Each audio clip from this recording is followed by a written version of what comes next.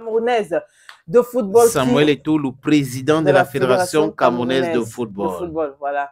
Qui, à la question de savoir ce Non, qu'il il faut pensait. situer les choses, Gaël. Il a accordé une interview. Justement, j'allais y arriver. Voilà, chez lui, en France, à la chaîne de radio RFI. Voilà. Mais RFI a filmé ça. Hein. Ils ont fait la vidéo plus tôt. Ce n'est pas tous les jours qu'on a Eto'o.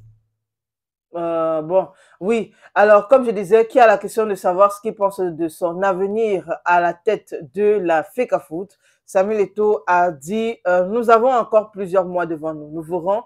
C'est vraiment une année difficile, mais nous avons tenu bon et nous continuons d'avancer. Je verrai avec les partenaires et ceux qui m'ont fait confiance et ceux qui m'accompagnent à longueur de journée si ça vaut le coup de continuer ou pas.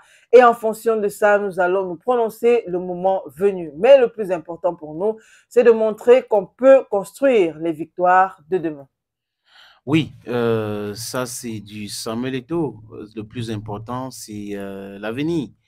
Mais je pense qu'il va mettre sa candidature parce que ceux qui sont autour de lui, il ne vont pas le laisser passer, laisser partir comme ça. On sait que lui, il n'a pas voulu, après la CAN en Côte d'Ivoire, il ne voulait pas, mais bon, c'est pas lui qui compte. Ce n'est pas uniquement lui qui compte.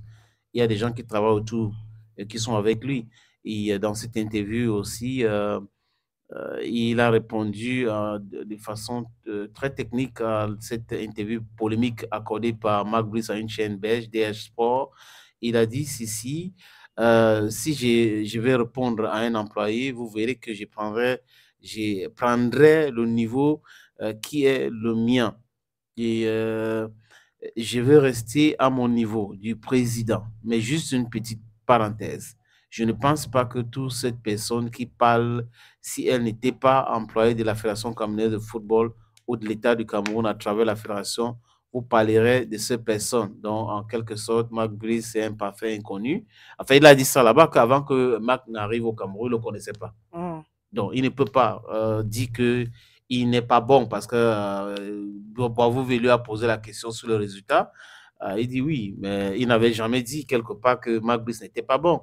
Le problème, c'est comment est-ce qu'il a été recruté.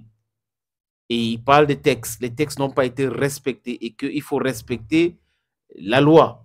Et il a cité normalement le décret de 2014 que des gens ne veulent pas respecter. Il a aussi parlé des finances. L'équipe nationale du Cameroun, les finances sont gérées aujourd'hui par le ministère et il ne comprend pas comment est-ce que le cash est revenu. Donc, dans la tanière, il y a beaucoup d'argent qui circulent. Alors qu'on avait déjà instauré les comptes bancaires, chacun donnait son compte, versait l'argent directement. Et ça pouvait réduire la corruption. Et lui, il pense que demain, il faut que les gens sachent, parce qu'il ne faut pas que demain on commence à polémiquer.